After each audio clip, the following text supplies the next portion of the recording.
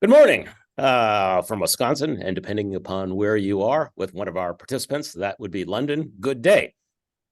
Welcome to the University of Wisconsin-Milwaukee's Department of African and African Diaspora Studies seminar.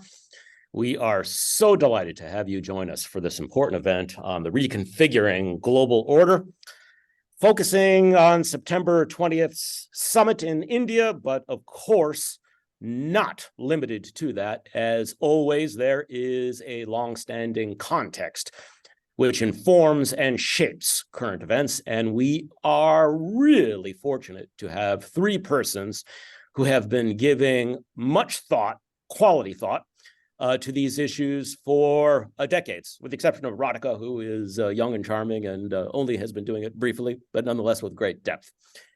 So we have co-sponsors from throughout the University of Wisconsin-Milwaukee and from our rich relation, the University of Wisconsin in Madison, the Haven Center, the Department of Sociology there, who has kindly sponsored this event as well.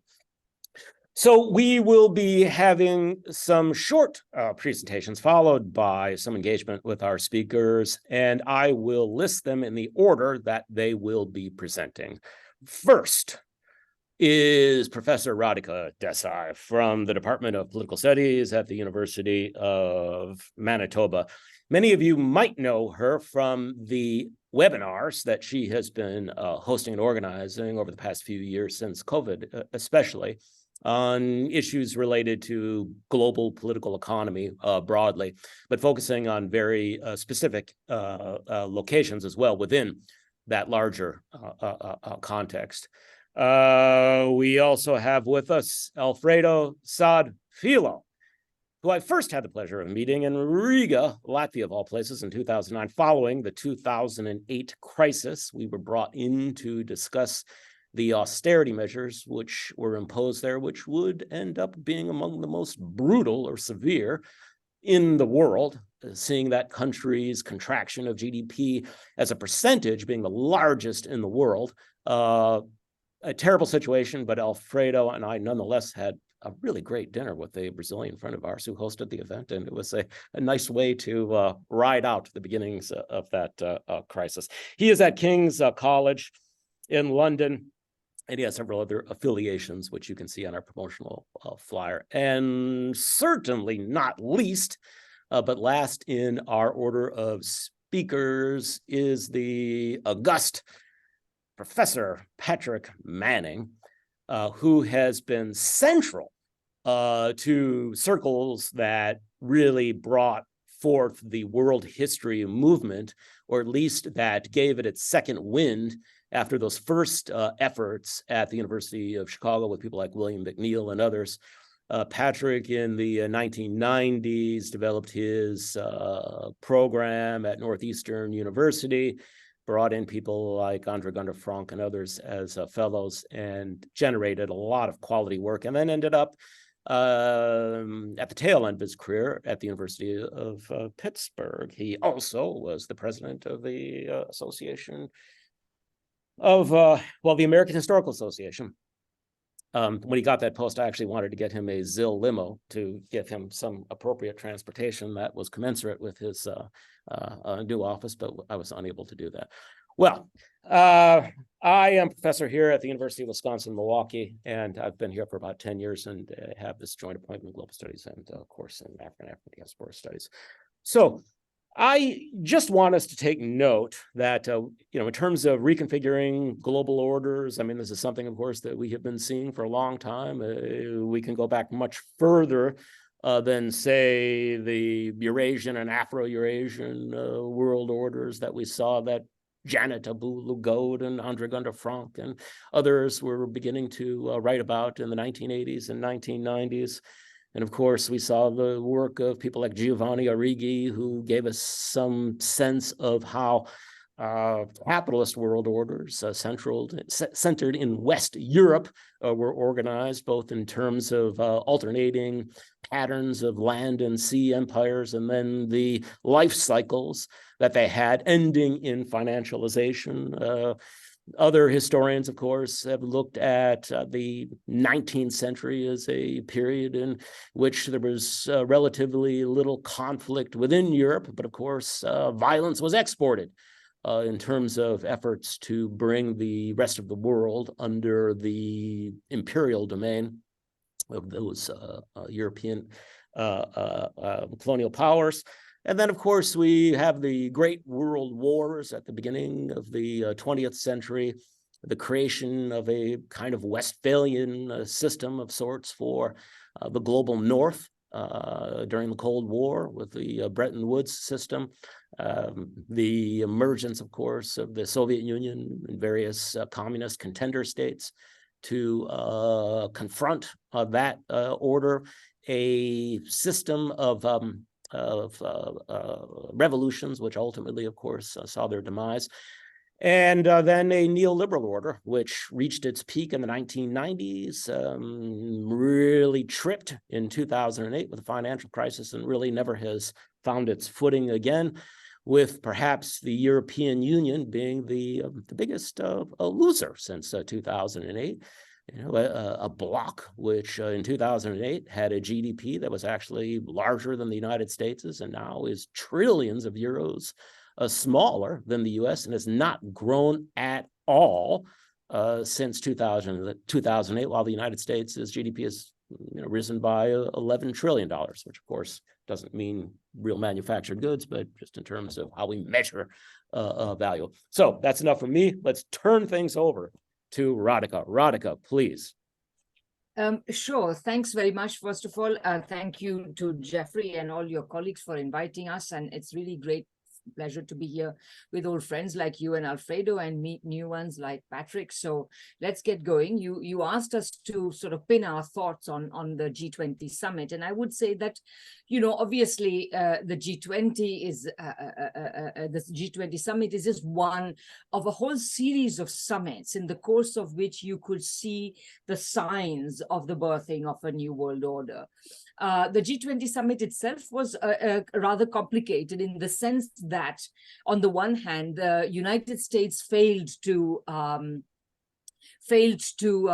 get its way in trying to get the condemnation of Russia incorporated in the statement. But nevertheless, a joint statement was published, which had not been the case in a series of preliminary meetings that were held with finance ministers and foreign ministers and what have you.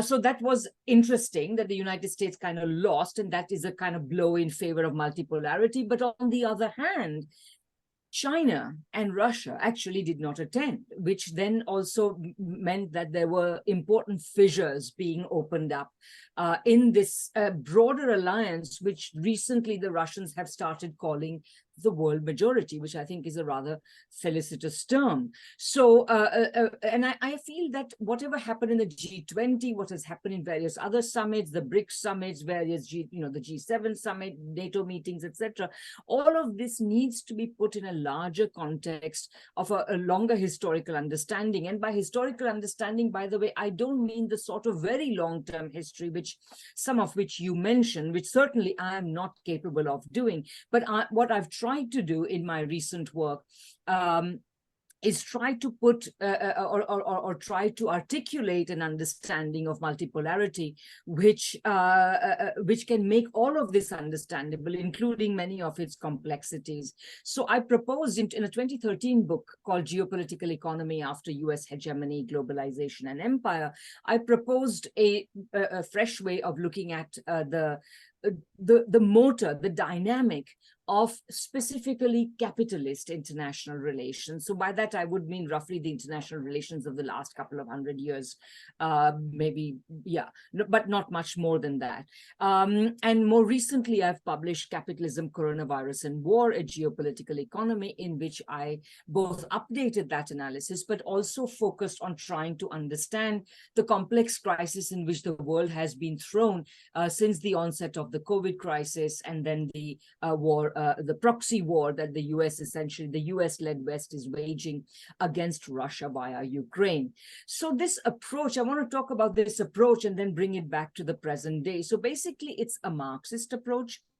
It considers capitalism in its origin, what I consider to be its original Marxist sense, as being essentially contradictory value production.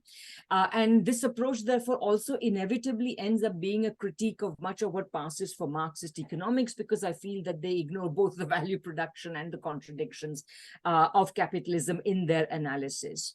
And because it considers capitalism to be inherently contradictory on a multiple levels and in multiple ways, it also takes states very seriously. So states are exceedingly necessary, not only, well, for at least two different sets of reasons. But for now, let me confine myself to the simpler one, which is that because capitalism is contradictory, capitalist societies cannot last for very long unless there is a state to stabilize contradictions, to deal with contradictions, which, by the way, capitalist states do both through domestic action as well as international action, which generally speaking, as far as the powerful capitalist states are concerned, takes the form of imperialism.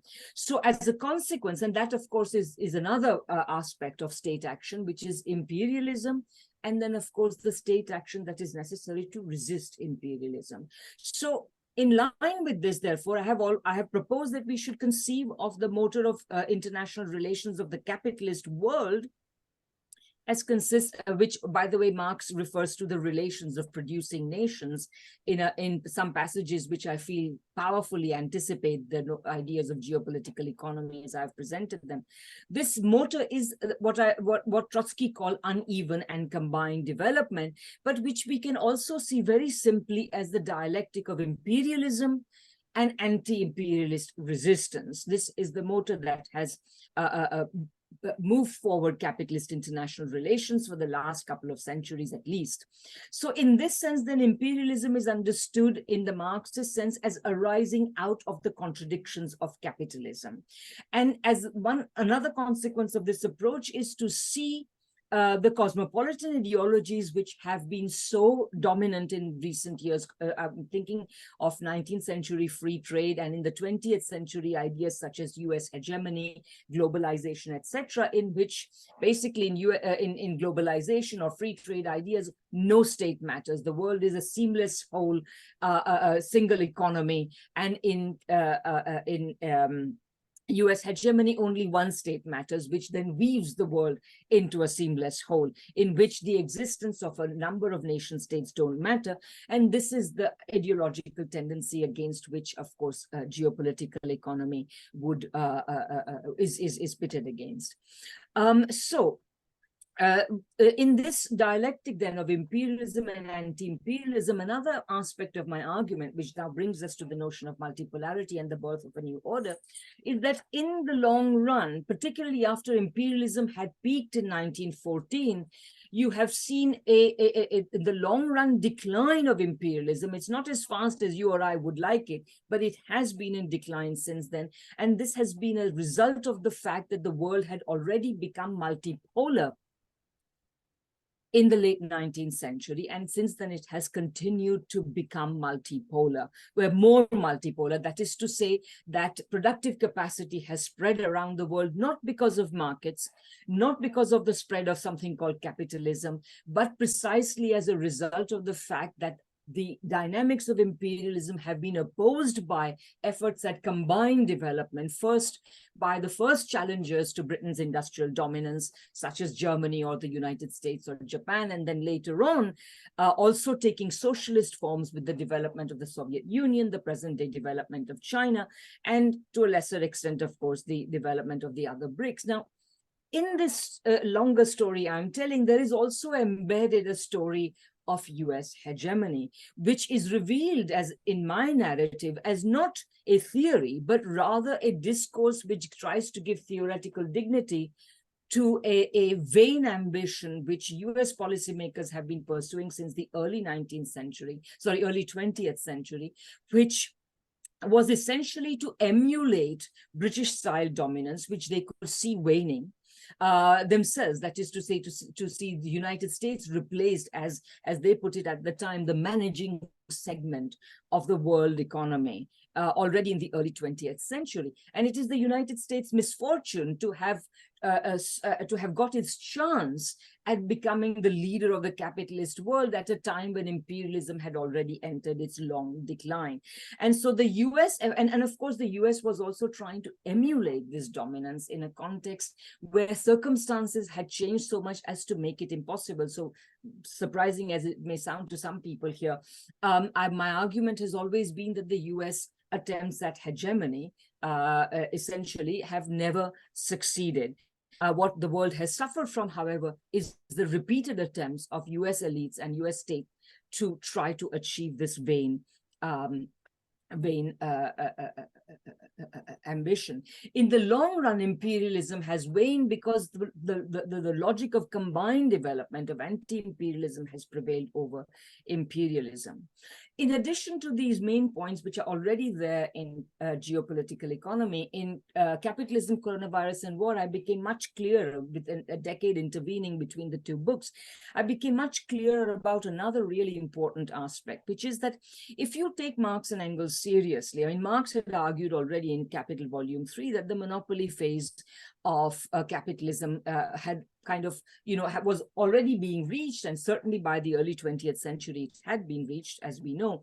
And since then, both capitalism and imperialism have been in long-term decline. We only got the golden age of the post-war golden age because capitalism was ringed around with socialistic measures, which gave it several decades of very expansive growth. But the moment that these began to be rolled back, the moment that the obligations and the restraints imposed on capitalism, on a senile monopoly capitalism, were lifted in the era of neoliberalism or began to be rolled back in the era of neoliberalism, what we have seen is what a monopoly capital is capable of doing, which is essentially accelerating its productivity, in the meantime increasing financialization and acting more or less as an appropriator of value produced elsewhere rather than a producer of value.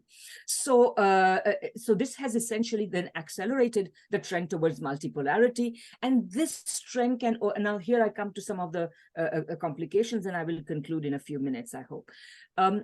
This trend towards multipolarity can only advance to the extent that countries deviate from the neoliberal prescriptions which are prescribed by the West and also favored by the capitalists of the countries concerned. And as we know, for example, from the recent examples of Brazil in the past under Bolsonaro, or India today under Modi, this process is not guaranteed. It can be stalled, and certainly, but however, what I can say is that history, in the sense of, essentially what possibilities are contained in the present moment, is definitely pushing us away from capitalism. While attempts to go against this current by Bolsonaro, Modi, and many other such figures can succeed after a fashion, they can only be destructive and dangerous. Now, in this context, then, the US-led West is fighting a battle to preserve its imperial privileges. It cannot win,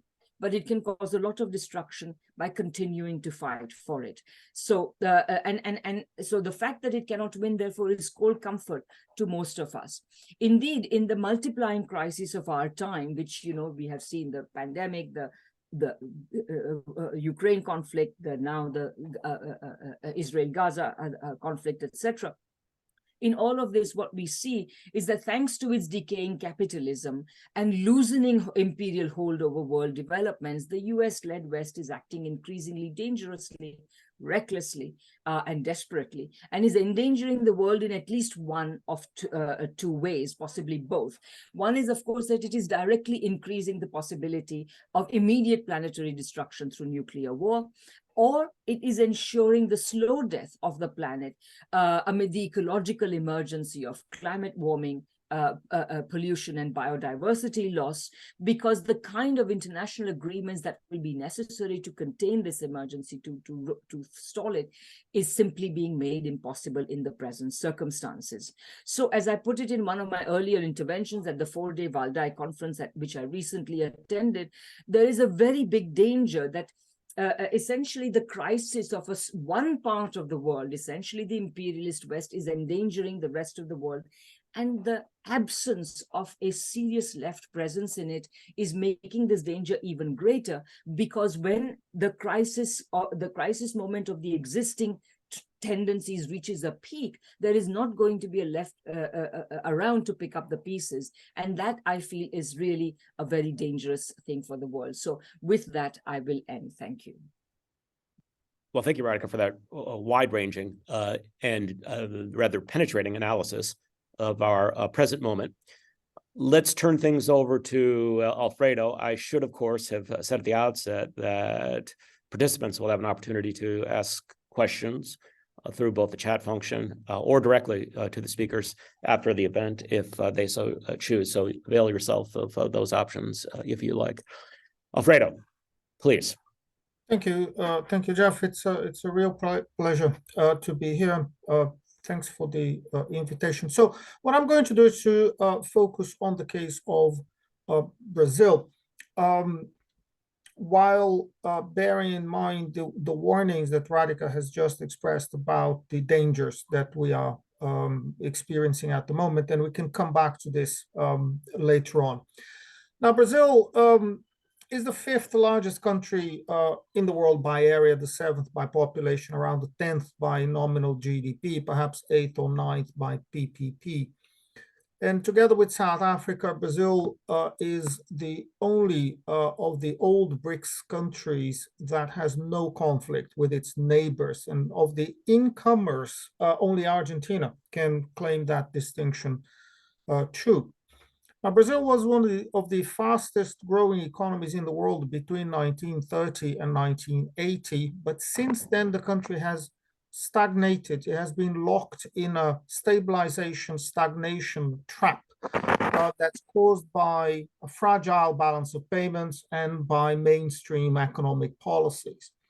So since the 1980s, but particularly since the neoliberal stabilization program of 1994, the Brazilian economy has seen a decline in rates of savings, rates of investments, and rates of GDP growth. It has seen premature deindustrialization, has seen a tight balance of payments constraint, has seen very high interest rates, and it has seen a pattern of employment that is centered on low productivity, informal, and low-paid service sector jobs. The consequence is that GDP growth rates have tended to decline. Under import substitute industrialization in the half century between 1930 and 1980, average annual GDP growth was about 6.5%. So one of the best performances in the world, on a par with the miracle countries in East Asia. In what became known as the lost decade of the 1980s, GDP growth was about 2.2% per annum. In the 1990s, it was 1.7% per annum, and it continued to decline. And this is why Brazil has actually diverged from the global north. In 1980, per capita income in Brazil was 20% of the OECD average. Now it is about 15%. But having said all this, Brazil remains by far the largest country and the largest and the most complex economy in South America. And it is a significant player in some diplomatic areas, for example, at the WTO. But that doesn't mean multipolarity. Now, there is a strand amongst the left that calls any mid-sized country, including Brazil and South Africa, for example, a sub-imperialist, drawing on the tradition of Rui Mauro Marini, the dependentist tradition, and that's false. If it means anything, sub-imperialism has to include an articulation of power projects involving the USA at the center and some independent geopolitical capacity, desire, and planning by the sub-power. This is not the case in Brazil. There's no plan, no desire, no ambition, and there's no capacity either to have an independent power project in the region. The only time since the transition to democracy in the late 1980s that Brazil had a project of external economic projection was in the second Lula administration between 2007 and 2010, and then by inertia in the administration led by Dilma Rousseff, his successor, that lasted between 2011 until the coup in 2016. At that time, the Brazilian government supported the expansion of domestic private capital, domestic state-owned firms, and domestic privately owned firms into South America, the Caribbean, Sub-Saharan Africa, to build up that capital, trying to emulate the case or the example of South Korea. And the effort was centered on the state oil company Petrobras, the agricultural technology firm Embrapa, and on selected chosen conglomerates, the national champions at that time, particularly in construction like Odebrecht, and animal protein like JBS. Now, the Lula government also opened around 40 new embassies in global South countries to try and project the country and to open new commercial spaces. And this was happening at the same time as the BRICS group was being set up around 2009, 2010. And in this area, as in other areas, the Lula administration caught the wind of history, and it could leverage Brazil globally. And things changed in terms of the projection of Brazil internationally, but there were limits to that. Brazil was slapped down very firmly by the Obama administration when Brazil, together with Turkey, tried to mediate a resolution to the conflict between the US and Iran in 2010. And that showed very clearly that there were lines that a mid-sized country with the unimportance of Brazil was not allowed to cross. And then Brazil was shocked to find that the Obama administration was also monitoring communications in the country, including tapping the phone of President Dilma Rousseff. This is the opposite of multipolarity. Brazil did have a South American project centered on Mercosur as a counterweight to the United States and as a channel for the export of relatively sophisticated manufactured goods. And that continues to be the case even when, on the whole, Brazil has been reverting to the role of primary product exporter.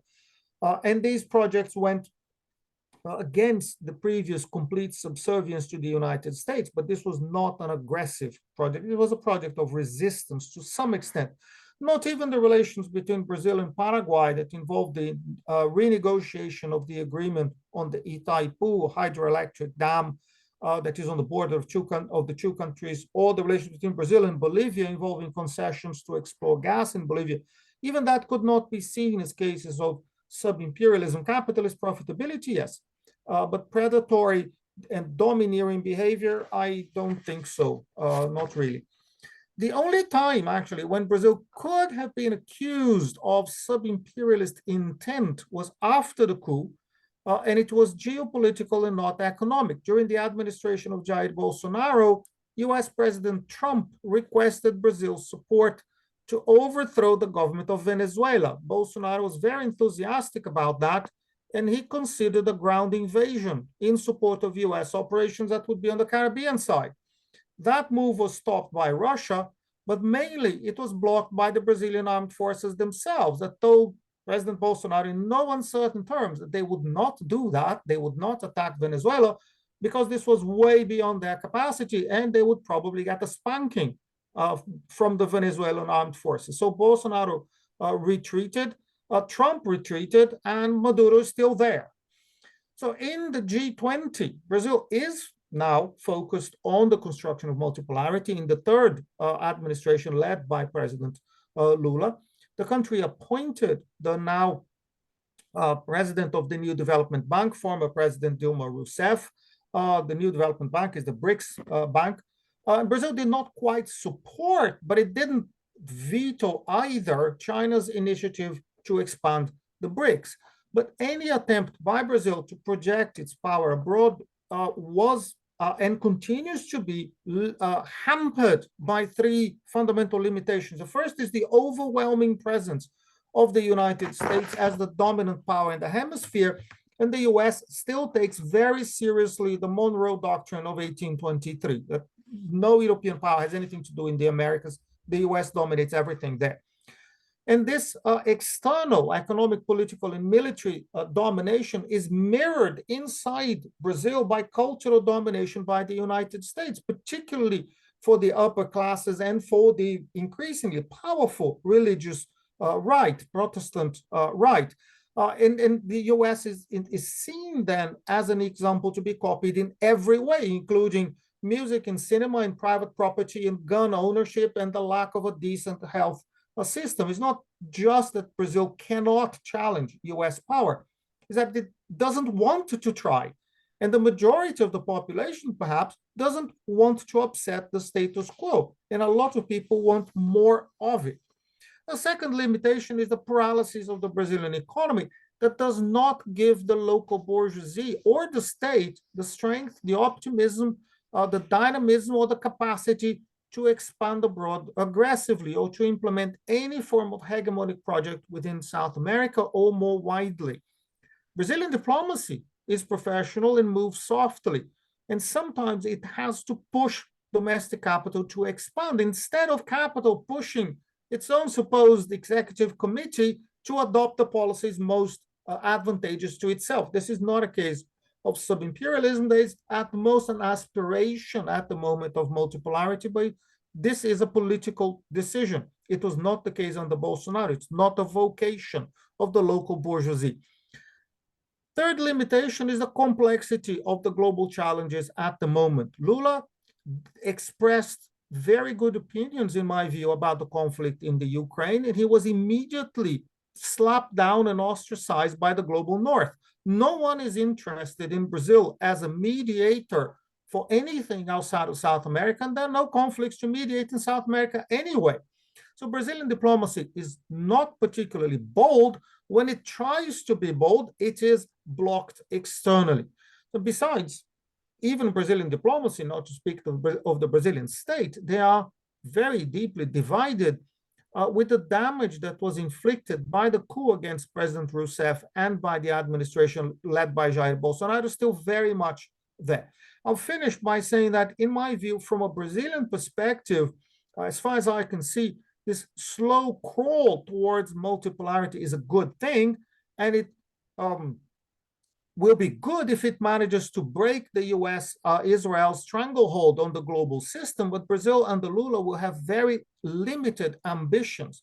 It will generally follow, it will not lead, and it will perhaps shake, but it will not try to overturn the global political economy that is now led by US and Israel, as we could see earlier this week at the UN. Thank you. I will stop here.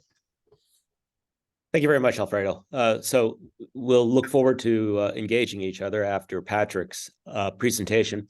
But I'm in particular kind of interested in this role that Brazil might play in terms of creating kind of a leadership position within a new group of non-aligned states. I mean, it almost seems as though that potential is there, but not acted upon. But at any rate, Patrick, please. Patrick, I think we have to just get you unmuted. Muted. Unmuted. Great. Here I am. All right. Thank you, Jeff. Thanks for the invitation. Thanks for setting up this interesting discussion. Thanks very much to Radhika and Alfredo on their presentations. I feel a consistency in many of the points that we are discussing and that I hope to bring up. I hope I'll be able to get some of those into clarity.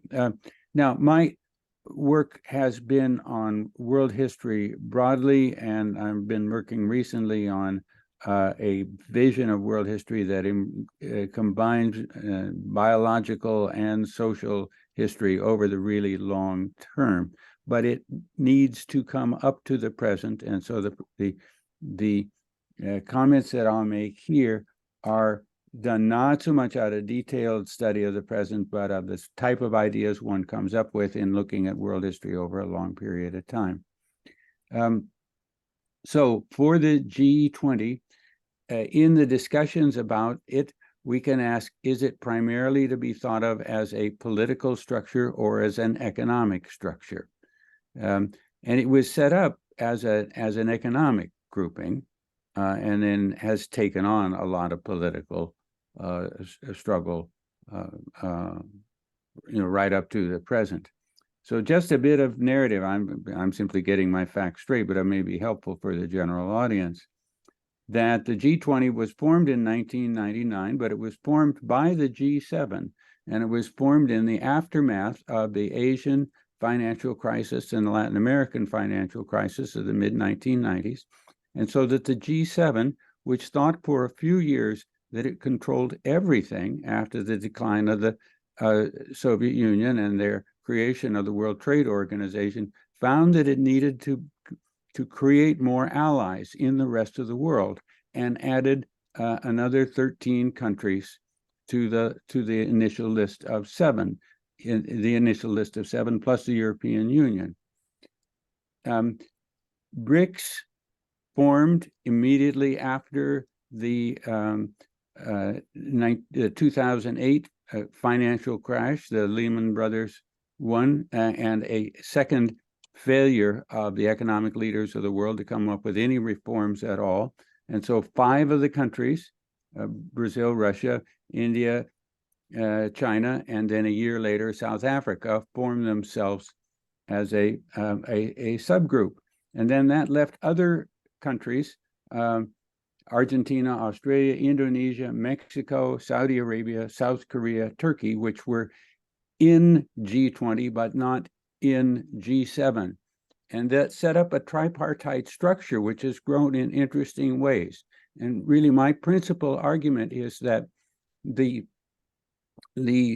tripartite structure is with us, and one can see, despite all the activities of individual countries and their policies, that the need to keep the structure going puts a lot of constraints and causes concessions to be made, so that it is possible that this accidental system of blocks may be a stabilizing factor in the global system.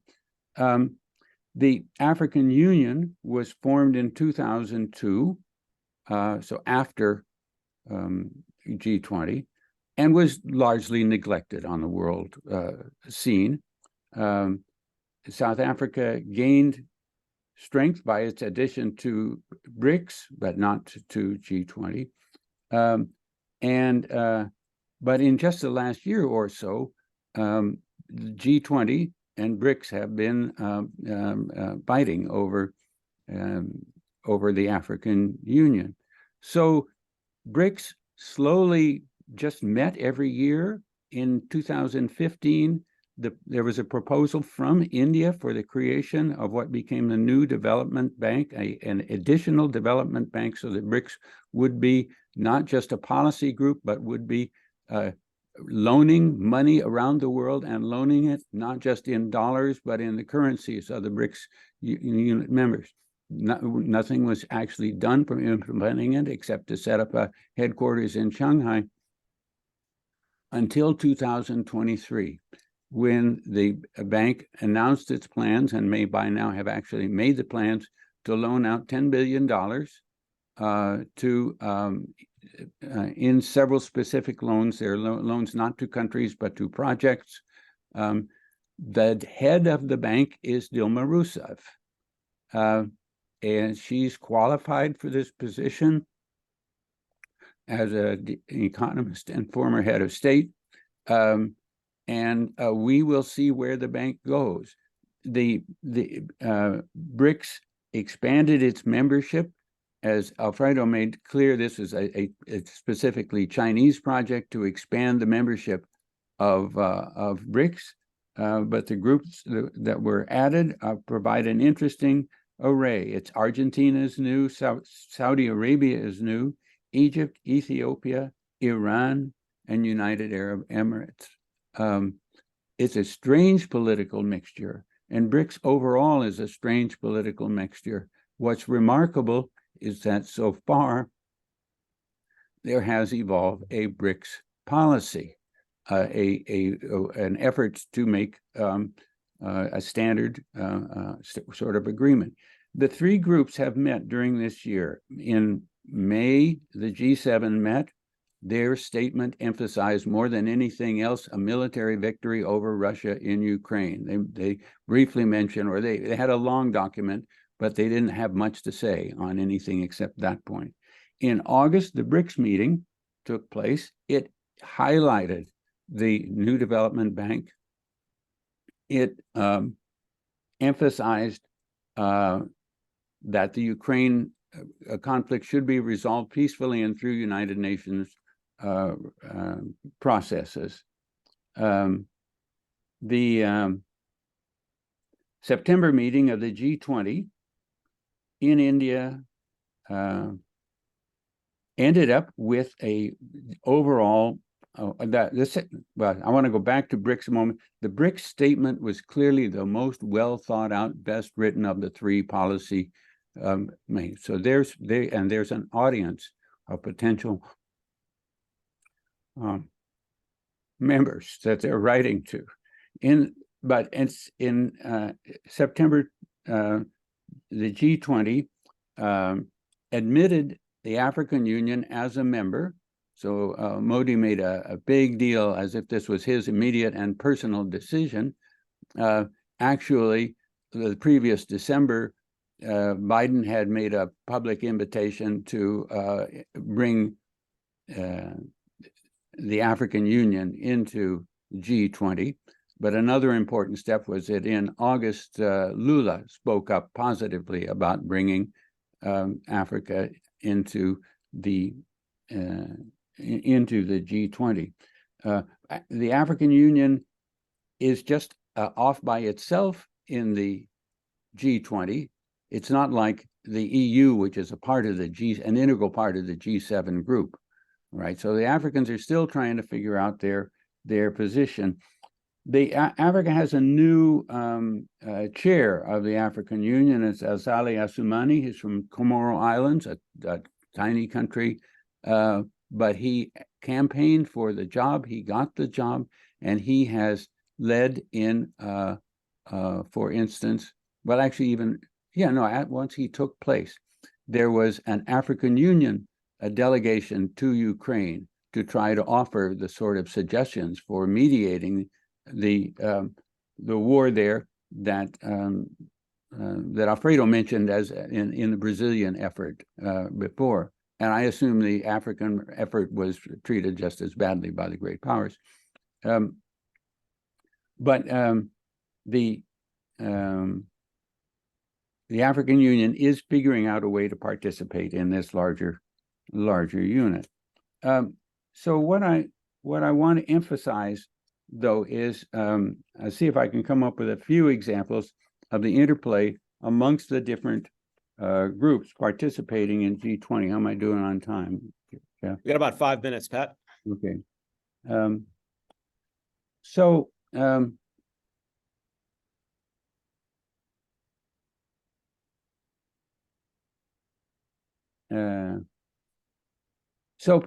Minister Modi has been, on one hand, very, very close to the U.S., very close to Israel, and on the other hand, insisted over American objections on a G20 statement that was peace only and not supporting the war in Ukraine. So there, he moved that way.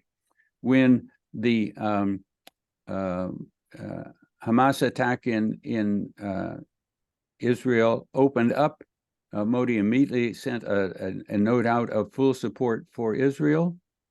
Within a week, then public statements from India were quiet for a week, and then within a week, he's emphasizing the importance of concern for the population of Gaza, and still at the same time giving support to the Israeli government. So China and Russia are giving support to a G20 statement for using United Nations tools for peaceful resolution. And on the other hand, in so doing, they have to put on the back burner their own territorial claims for expansion. The U.S. and the U.S. policy overall has been to downplay United Nations and United Nations institutions. So the U.S. has been outside of UNESCO for the longest time. but U.S. has just rejoined UNESCO and thinking in particular about the current international discussions on artificial intelligence, which are taking place within UNESCO. So the U.S. rejoins, right? So oh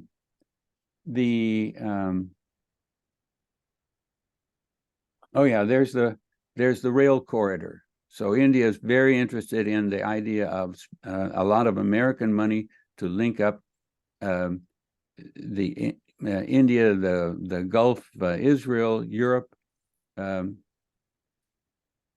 but now the Saudi Arabians are not going along with it. There's rejecting the idea of opening diplomatic relations with Israel, and so India's planned big economic alliance with the U.S. is now in strong tension with India's efforts to lead in the BRICS policy. So let me finish up with just a few numbers or categories of numbers. Gross domestic product is analyzed nowadays in three different ways: in nominal terms, in U.S. dollars, in purchasing power parity terms, where you account for the different price levels in different countries. And then a third type of estimate is now being done that includes the amount of the informal economy. The informal economy is much bigger in Africa and South Asia than it is in Europe and China, we can say. But the result is that Americans speak only in terms of the nominal GDP, which suggests that American GDP is 25% of the total for the world. But the World Bank and so forth are spending much more effort focusing on purchasing power parity, which shows the U.S. GDP at 15%, the Chinese GDP at 19% of the total, the Indian GDP at 11% of the total. Totally different picture of the world economy. And that's without including the informal economy, which will begin to be calculated with increasing care because it's there. So in addition, there's the IMF quotas. So the International Monetary Fund has had for a long time quotas on who gets how much in the way of loans. And the US and the G7 have systematically refused to adjust the balance of those and systematically refused to adjust the balance of membership in the Security Council. So while on one sense you can say that for instance, India and the Saudi Arabians are looking for anything they can do to deal with big capital and hang out with the Americans. On the other hand, they have a fundamental interest in changing the IMF quotas, in changing the structure of the United Nations. In fact, relying increasingly on United Nations institutions. And so they will act in a broader interest and not just in their national interest. And this is why if we can get through the next couple of months without a nuclear war, this balance will work its way out quite slowly because it's about economic change and not about sudden political change. Meanwhile, Judge Biden gave a talk last night that was 100% aimed at an American audience, except the part that was aimed at Bibi Netanyahu, and showed no concern for the international dimensions of the issue. I first called it militarist, nationalist, and imperialist. And then I realized, well, it is just standard American talk, but there is, while there's a suggestion that the Israelis should slow down their slaughter in Gaza, there's no real pressure on the U.S., from the U.S., to prevent a wider range of war from taking place. And the surrounding conflicts ready to explode in Yemen, in Sudan, in Niger, in Albania, in Azerbaijan, and more beyond that.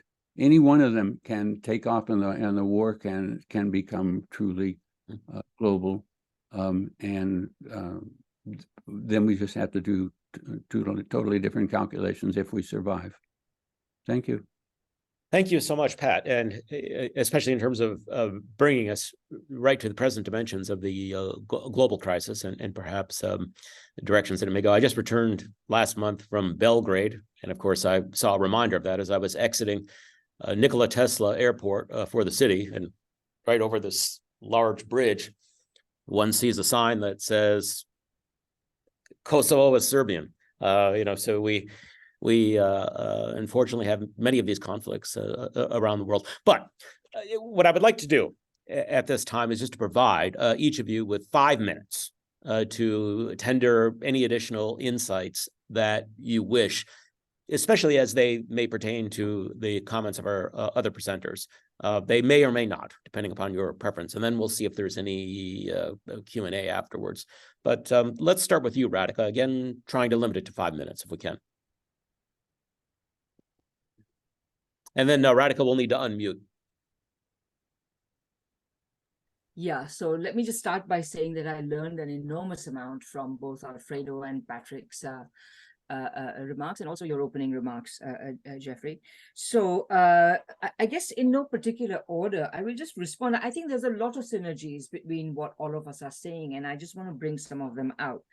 So first of all, I think, Alfredo, you emphasized the extent to which you feel that the Brazilian capitalist class does not seem to be out to engage in sub-imperialism. I must say, I rather object to the term sub-imperialism, but let's leave it aside. But I entirely agree that theoretically, any capitalist country like India or Brazil is potentially capable of imperialist activity. Now, I would say two things about that. First thing is that I think what you're saying is really interesting, and I have also read similar things about the Indian capitalist class, how somehow it has to be cajoled by the state to take certain types of international actions.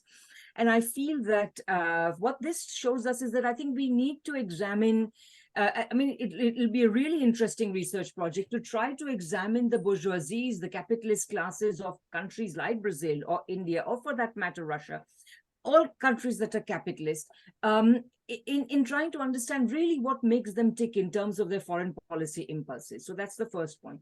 The second point I would say is that as I say, I don't like the term sub-imperialism because it implies that they're subbing for somebody. Now, maybe you can make the case that Brazil is sort of acting as an agent of the United States, but I don't think it would be very cut and dried. So I don't like that term, but I wouldn't say necessarily that what you said is, or I would add to what you say, the very big reality that why do I say that 1914 is the peak of imperialism? Because really that is the point at which you find a closure of the possibility of territorial gain anyway, since bulk of the world is accounted for. So in that sense, I think that the character of imperialism, of course, has to change at this point. It operates through informal activity and so on. But also, I think that the extent to which countries like Brazil or India can pursue a sort of imperialist policy is limited by the fact that power, productive power, and other forms of power that go with it is more widely distributed, so that it is not possible. That is partly what we mean by the decline of imperialism. So I think the possibilities of imperialist activity are also limited. So that's what I would say in response to what you were saying. And then I guess, Patrick, in response to what you were saying, you were emphasizing a couple of things. The first was that the BRICS are quite a diverse group, and I agree that they're quite a diverse group. But I think that, and particularly vis-a-vis India under Modi, particularly, I would say India under Modi is not to put too fine a point on it, as close to fascism as India can get. It is a fascist regime, and I think that that's an important thing we must bear in mind. In many ways, probably worse than Bolsonaro in Brazil. So there are many differences among the countries concerned. But and I also agree, by the way, that under the BJP, India has always edged closer to the United States as well as Brazil. So that's why I put in the point that, you know, the onward march of multipolarity is not always guaranteed in every country. Different countries will move to that point in different ways and in different paces. So it's not such a general thing, and what happens within countries can be reversed. And a final point I'd like to make is that essentially, well, maybe 2 points. I think you made a very good point about what the United States is doing vis-a-vis Israel, and it sort of makes me realize that actually the United States can't do anything else. That is to say, can't do anything other than essentially side with Israel, because doing anything else will amount to admitting that it no longer has purchase over events in the rest of the world, that it no longer exerts the kind of imperial power it still wishes to exert. Anything else would essentially be accepting that it has to work along with other powers, just as it has, by the way, had to accept that by going from the notional idea of G1 to first G7, or rather G6, then G7, then it briefly even became G8 and eventually G20, because in fact it cannot really control the rest of developments in the rest of the world. So a final point would be that, after having used the term multipolarity in 2013, I came across the term pluripolarity, which I believe Hugo Chavez was said to consider to favor. And I think that's a very important point, because I think that what we are going to see in coming times is that essentially, to the extent that you see instances of popular power in different countries, you see people increasingly asserting themselves and claiming power within their countries. You will see that every country will be moving further and further away from neoliberal capitalism, which is the only type of capitalism we can have right now, and towards more and more mixed systems, hopefully towards some kind of capitalism. So I think that, and each will do it in its distinct ways. So I think I like the term pluripolarity for that reason. Thank you. Thank you, Radhika. If I recall, Alexander Buzgalin, who unfortunately just passed a couple of days ago, also favored the term. Alfredo? Jeff, yeah, I think the dominant trend that we have seen in the past few months has been a slide to war, and this is immensely concerning. For a very long time, the United States has planned for the circumstance of having to fight a war on two fronts. The problem that they're having, I think, is that now they've got conflicts on three fronts, and I'm not sure to what extent they are equipped to deal with that. There's a problem. Yeah, just briefly, the traditional U.S. doctrine was to be able to prepare for 2.5 wars. Okay, maybe they've got 2.5. Maybe it's something else. They've got a problem in the Middle East and a potential conflict with Iran. I would love to know more about the conversations between Biden and Netanyahu and what was the deal that came out of that. There's a conflict with China, of course, and there's the conflict in Ukraine. Now, a conflict on 2.5 fronts, Jeff, perhaps a conflict on 3 fronts. If that becomes that, then they might lose. The US might lose unless they go nuclear, which I think they would, as a matter of course. And the US doesn't even have a no first strike policy. So I think I agree with Patrick that it will be already an achievement to survive the next 2 to 3 months. This is an extraordinarily dangerous moment that we are experiencing. And then beyond the next 2 to 3 months, there is the problem of climate change and the environmental crisis that will stress the global political system increasingly in the years and decades to come. Now we are on course. There's been a complete failure of diplomacy and economic transition. We are on course for global temperatures. We just breached the Paris target of 1.5 degrees. We're on course for 4 to 6 degrees by the end of the century. This is in the lifetime of children that are already with us today. So these kids are on course to have a miserable existence in a world that is going to become increasingly inhospitable and obviously politically unstable.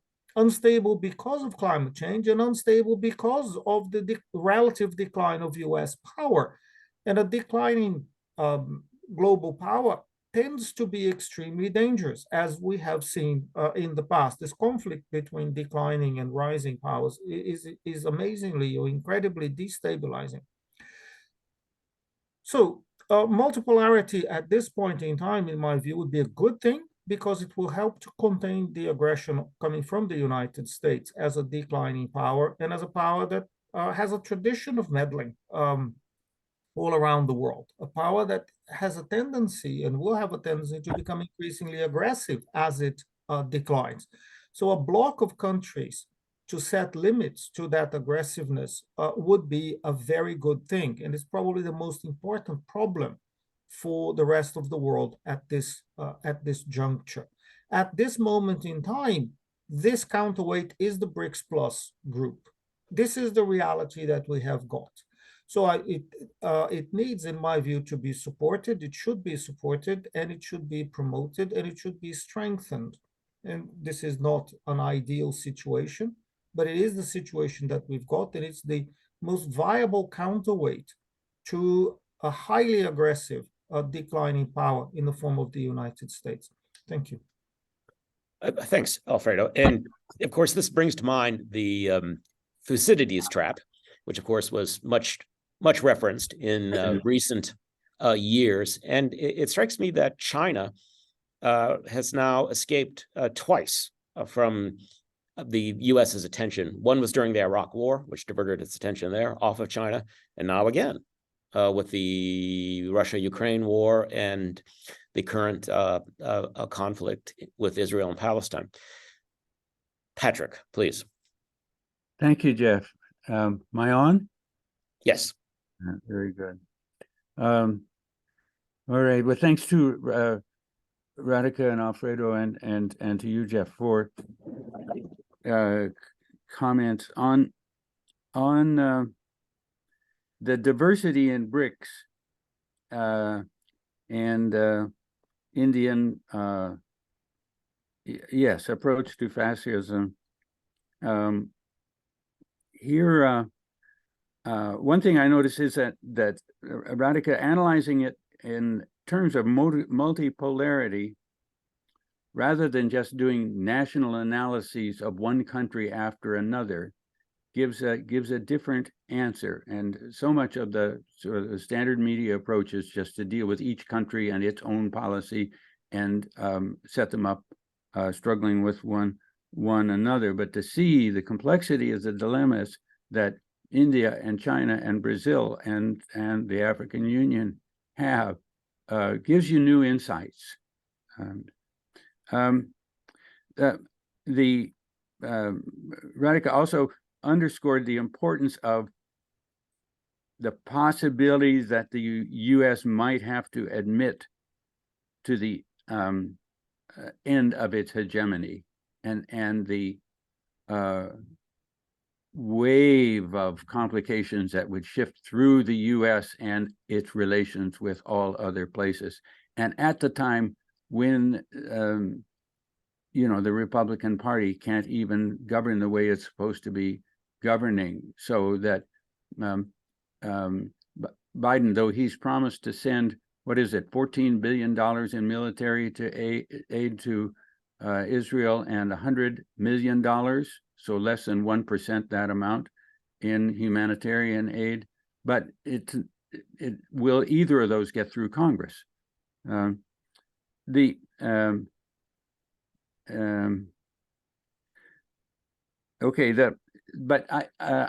terminology, so we've been using the term multipolar and looking at various alternatives to that.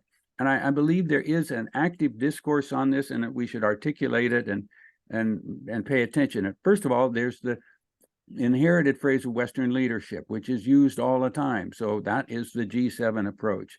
The multipolar term, you might say, is associated especially with the Chinese approach to things. I noticed in the BRICS document, there's a great emphasis not just on multilateralism, but inclusive multilateralism. All right, pluripolarity. Now it's so whether the relations are polar relations, in which case you're focusing on central government, or multilateral relationships, in which you're focusing on wider political communities in the different countries. And then I just want to mention one other term, multiculturalism, which is a term that is used in cultural terms around the world, but it also reminds us that social movements are outside of these structures, and social movements every now and then will take hold and influence substantially the activities going on.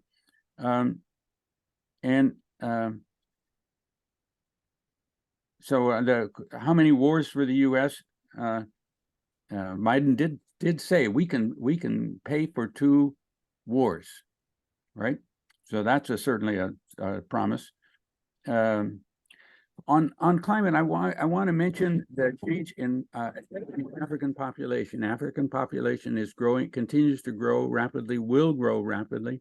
Nigeria in 30 years will have more than 5% of the world's population. It'll be the 3rd largest country in population in the world.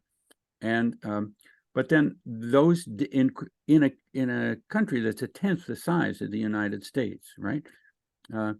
So will African countries, which are feeding themselves, by the way, up to this point, will they be able to continue to feed themselves? Will their advance in education continue or not? So one way makes Africa a really major player in the coming future. Another way it makes it a disaster. We don't know which it will be. And then on Alfredo's point on BRICS or BRICS Plus as a block. Yes, I think they opened up this possibility, and I think everyone else is asking them to play that role, and it's putting pressure on each of those countries to give up their narrowly national priorities and facilitate the development of this bloc, which might be important in international finance of investment in within 10 or 20 years. And so finally, the Brazilian diplomacy has been very skillful recently. So the Brazilian foreign minister, I believe it was, who served as the chair of the Security Council as the Russian and Brazilian resolutions on what to do about Israel and Gaza were put forth. But the Brazilian resolution got all positive votes except for the American veto, a remarkable achievement and an elaborate balance with the Russians, who had a different version, but ended up playing a game that it just suggests that there's a learning curve and some possibility of a functioning alternative group that still wants to be part of the United Nations, in the IMF, and so forth. An interesting position. Thank you. Thank you all very much. I have one simple metric for whether or not an event is worth it, and that is if I know more coming out of it than I went in. I can answer that in the affirmative. So I thank these 3 fine people and fine minds for their contributions. I so hope that circumstances will permit my actually getting together with them sooner than later. Wishing them all well. I don't see any questions in the queue, so we're going to try and wrap up here in a timely manner. I have to give a nod to Jay Payne, who ensured that technically things proceeded seamlessly. So a nod to him as well. Best wishes to you all. Thank you.